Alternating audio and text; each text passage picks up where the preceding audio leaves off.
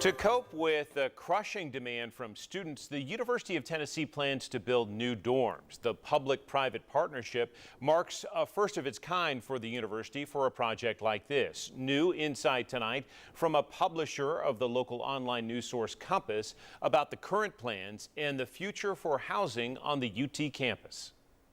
It's a first in the whole state where a higher education institution is doing one of these public-private partnerships. It's been sort of a growing trend in higher education, but the gist of it, first of all, as we know, UT doesn't have enough dorms. I mean, we've all seen that. The last year, they actually had to house some students in hotels. So they definitely have a need for more housing, and they're looking at trying to build their enrollment in the coming years. And so they're going to need even more. But what these public-private partnerships do is allow them to basically offload the cost and the risk of doing that construction and development onto the private sector. And so they have a 40-year contract where basically UT is going to be leasing some property. They're going to own the land on their campus, but then private developers will be able to build on that land. And then they will, the private developers and then a nonprofit associated with them will actually operate those dorms, but UT will be the ones to kind of market them and book students into them. So it's a real partnership between the two of them. And the goal is just to provide more places for students to live on campus without UT having, this is going to be a $240 million project.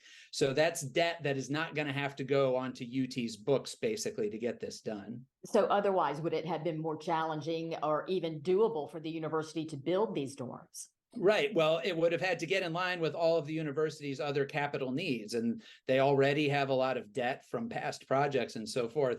So it would have been probably harder for them to do it as quickly. Yeah.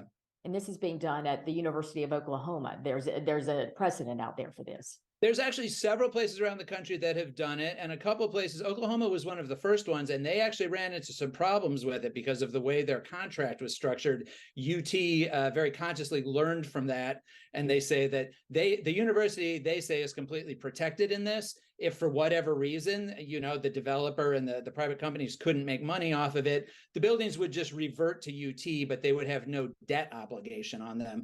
So it's kind of a, you know, ideally it's a win-win, but if it's not a win-win, at least the university is not going to be the one to lose, is the way they look at it.